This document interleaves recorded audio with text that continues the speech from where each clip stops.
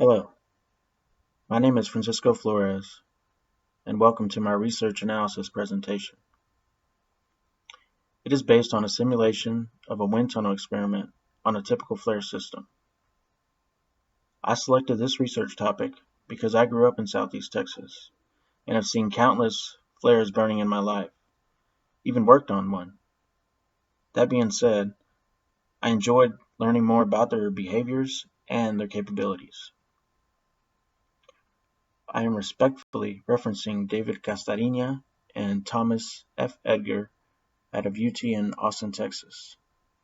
All of my research is based on their simulations for their combustion efficiency of a typical flare along with the emissions that are released into the atmosphere. A brief introduction to a flare and the system that helps it operate can be seen in the following figure.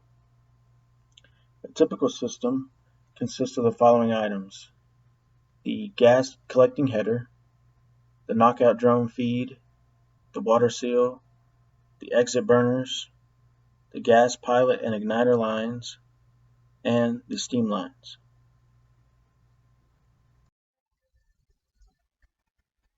Experimental flame study conducted by the University of Alberta, where they set boundaries on a wind tunnel experiment.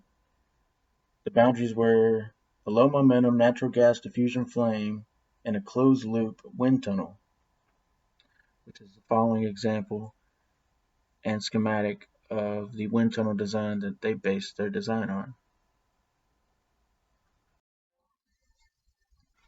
The following results are based on the simulation of the CO2 mass fraction. Table 1, we can see the different parameters for cases B through G. The figure above Table 1 is the results based on those parameters. In Table 2, we can see the combustion percentage. For cases B, C, and D are all ideal, or more than ideal actually, and cases E, F, and G are below the means.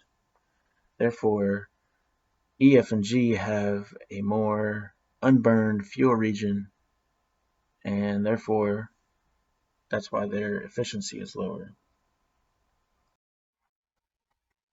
In this slide, we will look over the experimental and simulation results.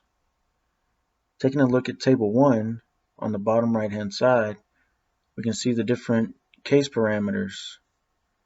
And if you look at the figure above it, you can see the simulation results versus the experimental actual results on the left-hand side.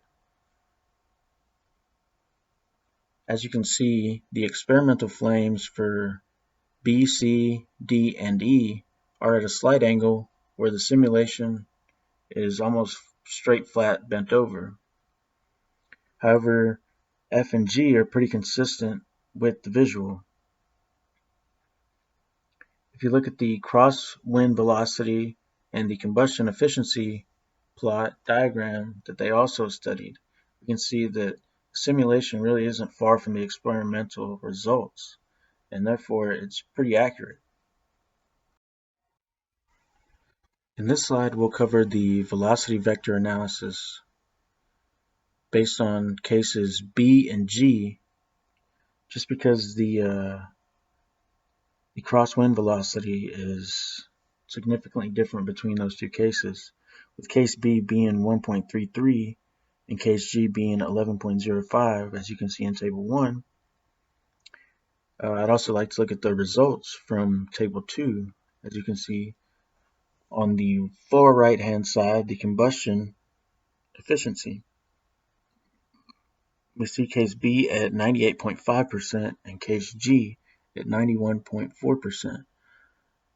Case G has proved to be the least efficient, with the difference of 7.1% between the cases, which is almost, also if you look at the CO out section in Table 2, you will see that the amount released between G and B is almost 7 times more in case G. Therefore, we confirmed that high crosswind velocities would decrease combustion efficiency.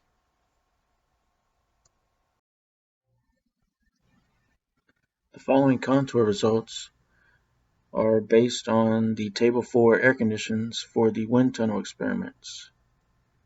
The 3 different cases have 3 different pressures, 3 different temperatures, 3 different wind speeds, 3 different relative humidities, and therefore 3 different results.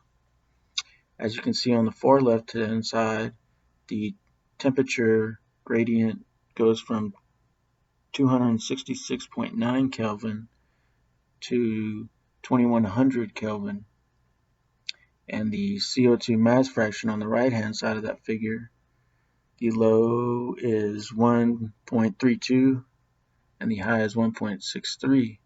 However, if you look in the figure, you can't really see any red in 1, 2, or 3. Therefore, I think the highest value would probably be around 1.25 to 1.19 for the mass fraction results. The right-hand figure is a top view mesh model that they came up with for case 3 specifically.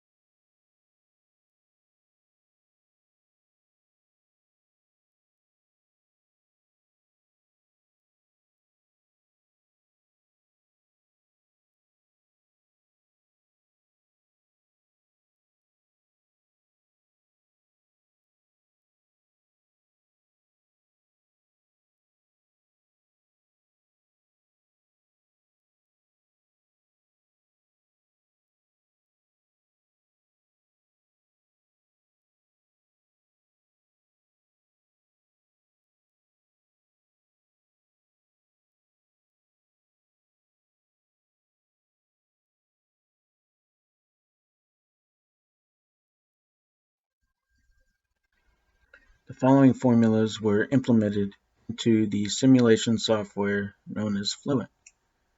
We start off with equation 1 being the continuity equation, equation 2 being the momentum conservation equation. We took a Boheiznik hypothesis approach, kinetic energy of turbulence, the eddy viscosity, the energy conservation equation, the species of transport equation, and the crosswind momentum flux ratio. We also considered the basic model equation for the turbulent flow and steady state conditions in order to solve these equations. The list of references come from the CFD file that we used for the research, obviously, from David Casarina, from Tim Gold, a report from the EIA on flaring emissions.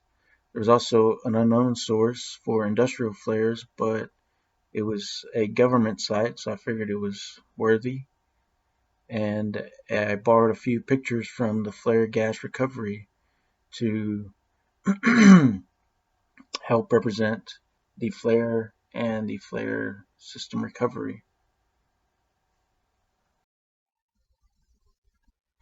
Analyzing the results based on my research, I concluded that increasing the crosswind velocity will decrease the combustion efficiency, therefore raising the amount of unburned emissions being released into the atmosphere. Overall, this project has broadened my background in flare systems and how they operate. Thank you, and God bless.